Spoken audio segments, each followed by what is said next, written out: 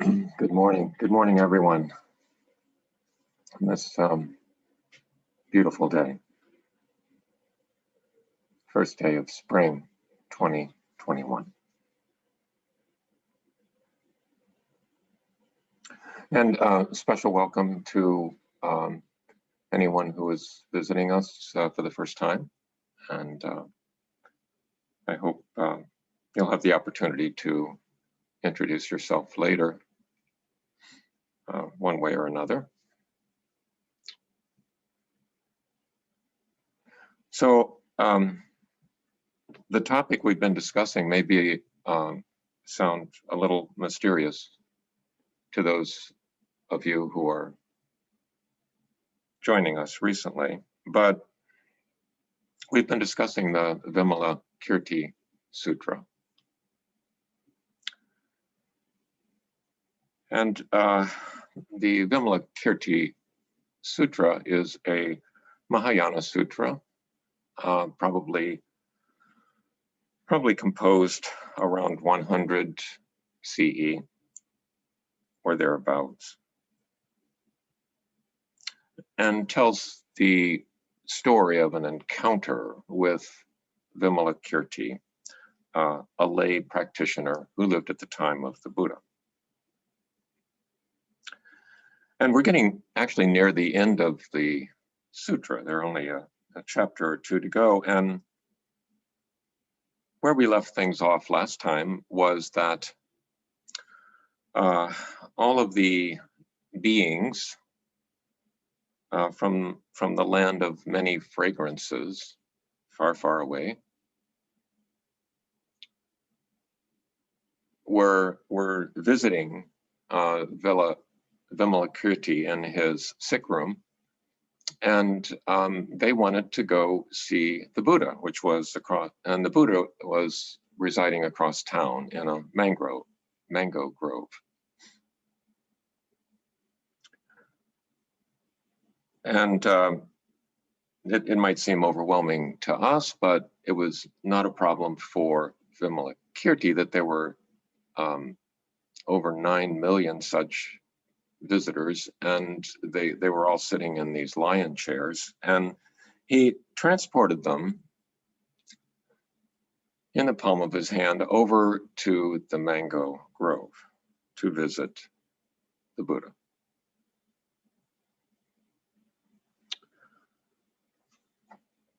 So this is the first time in the sutra where the Buddha and Vimalakirti are confronting one another directly. And it might seem rather odd, but what the Buddha said was this: at that time, the world honored one, the Buddha, Shakyamuni Buddha, said to Vimalakirti, "You wanted to see the thus come one. Now, how do you regard the thus come one?"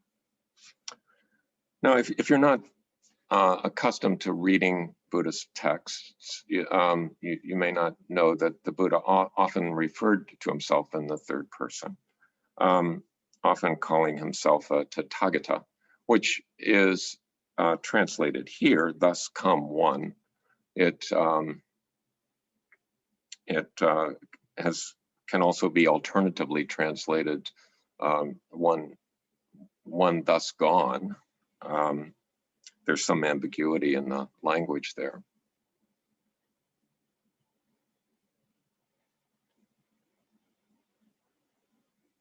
So the Buddha asks Vimalakirti, how do you regard me? In so many words, regard. I guess, as I understand it, a more strict translation of that from the Sanskrit would be, how do you see my true nature? How is it that you see my true nature? How do you regard me? The English word regard is related to the word guard, and regard is to sort of come back and guard again. When you're guarding something, you're observing it closely, you're watching it, you're noticing it, and to regard is sort of a emphasis on that activity, to really closely observe and perceive something, is to regard it. So that's kind of an odd question to greet someone with. How do you regard me? And it reflects back on a previous chapter in this sutra, where the same wording was used with respect to living beings. There's a whole chapter on regarding living beings. And I'll just briefly read a section from that as a reminder. In this conversation, Manjushri, who's a Bodhisattva of wisdom, Manjushri asks Vimalakirti, how does the Bodhisattva regard living beings? How do you regard living beings? And Vimalakirti replied, as a conjurer looks on the beings he conjures up, thus does the Bodhisattva regard living beings. As the wise view the moon in the water, or a face or form seen in a mirror, as shimmers of heat in a torrid season, as the echo that follows a cry, as clouds in the sky, as foam on the water, bubbles on the water, as things no firmer than the trunk of the plantain, no longer lasting than a flash of lightning, as a fifth great element, a sixth component, a seventh sense media, a 13th sense media, a 19th sense realm. Thus does the Bodhisattva regard living beings.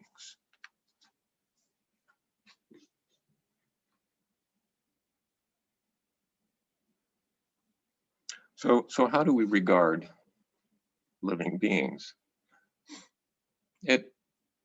I think it's a useful question. I mean, how we regard living beings largely determines what motivations we attribute to them, what expectations we have of them,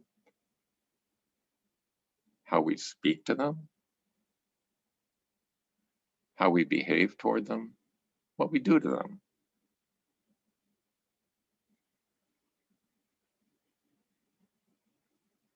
And we have all kinds of different ways of regarding living beings. We regard living beings as women, or as men, or as trans, or as non-binary. We have trouble with that one because we're so acculturated to pay great attention to gender, whether we're dealing with a man or a woman, whether someone is Black or white or Asian or Filipino, whether someone is a Christian or a Jew or a Muslim.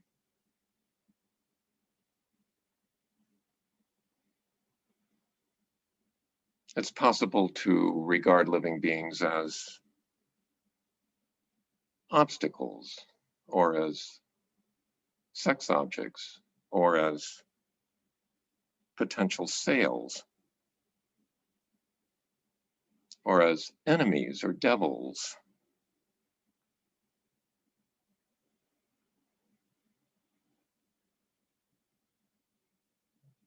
Or as temptresses, or as jerks, or as saviors. So there are many different ways to regard living beings. So it's not idle question. How do we regard living beings?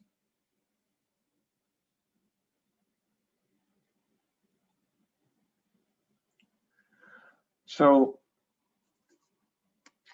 the Buddha comes to Vimalakirti and asks him, how do you regard me?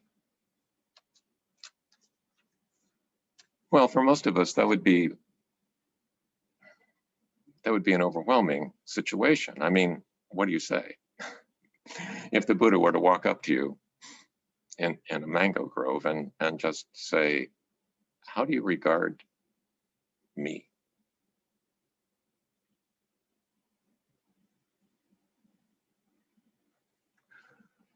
So, but Vimalakirti's not like most of us, so he's rarely, not never, but rarely at a loss for words, and usually goes on for 2 or 3 pages. But I'll just look at a portion of his response.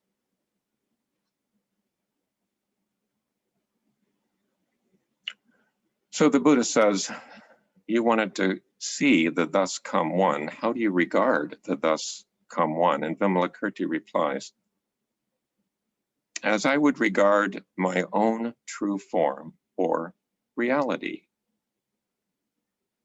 In that same way, I regard the thus come one. I regard the thus come one as not existing from past times, not departing in the future, and not abiding in the present. I do not regard him as a form. I do not regard him as resembling form. I do not regard him as having the nature of form.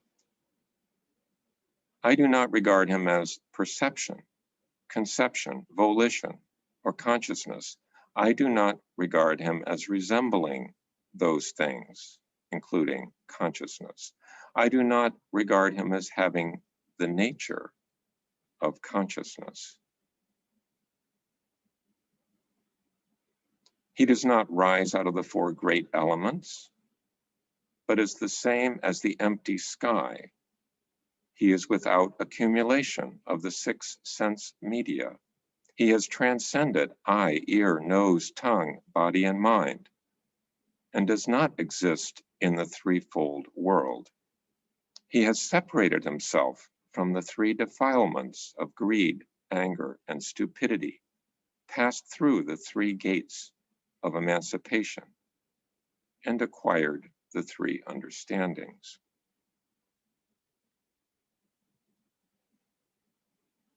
He is not identical in form with others, not different in form, not of his own form, not of some other form, not lacking form, not acquiring form.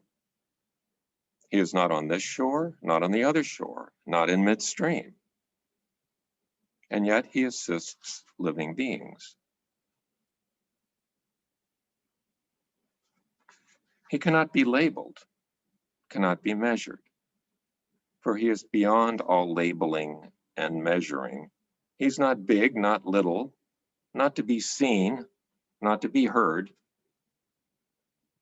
not to be awakened to, not to be known. He is removed from all ties and bonds, equal to all wisdoms, identical with living beings, free of distinctions with regard to things. He is utterly without loss, without contamination, without anxiety, without action, without rousing, without birth, without extinction, without fear, without sorrow, without joy, without weariness, without attachment, without a past existence, without a future existence, without a present existence. No words or explanations whatsoever can distinguish and depict him.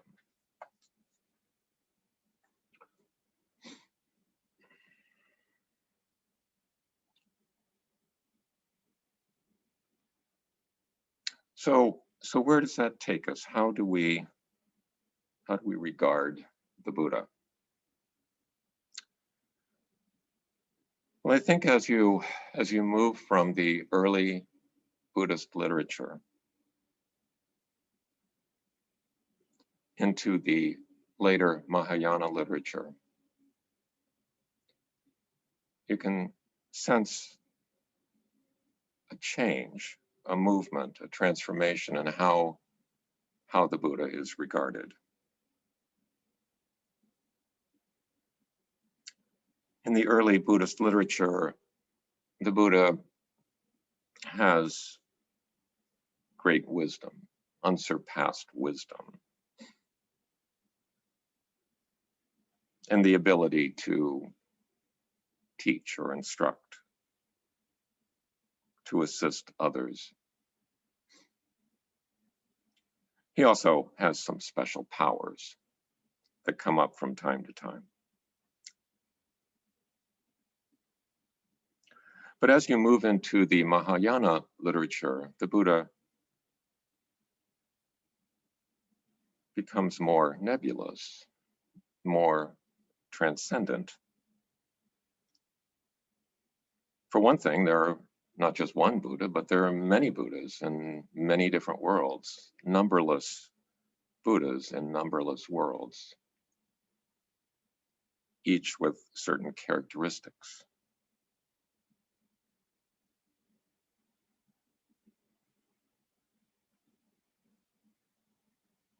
So what is the Buddha for us? How do we regard the Buddha? Is the Buddha a dead author?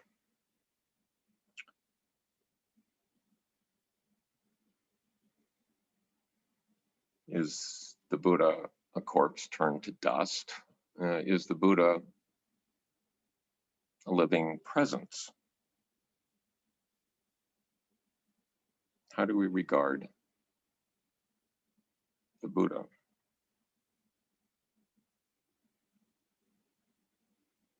So we don't necessarily have to have a ready answer to that, but I think it's worth considering and coming back to again and again as in one's practice.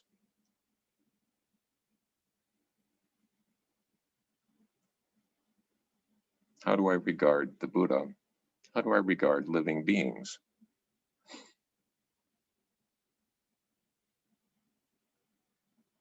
There is, many of you are familiar with the Bodhisattva vow. I vow to save all beings.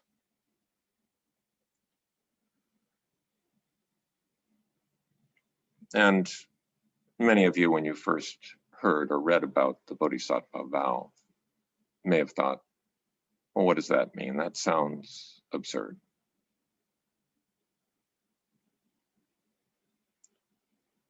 And on some level, of course, it is absurd.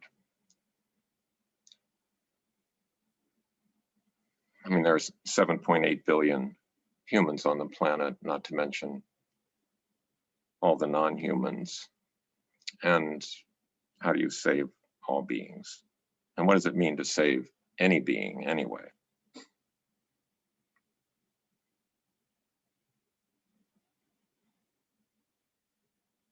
I think one thing we can potentially save all beings from is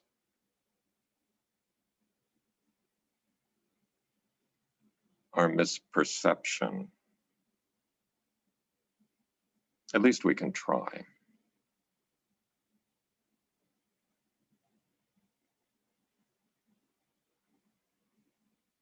We all stumble regularly, I think, in the way we regard living beings.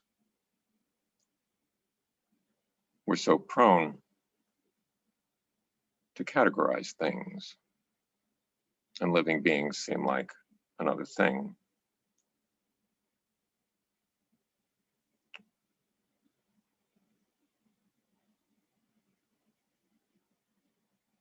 There's this tendency to put people in a box and tape it down.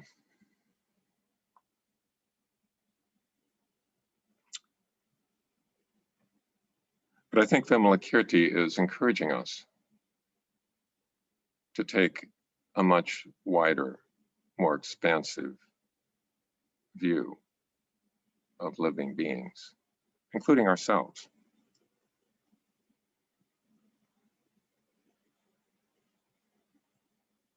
And including Buddha.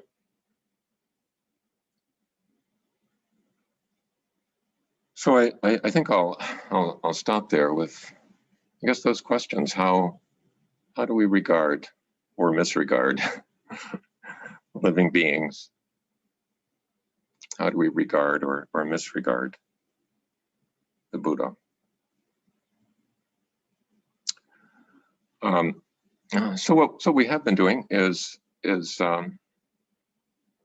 breaking up into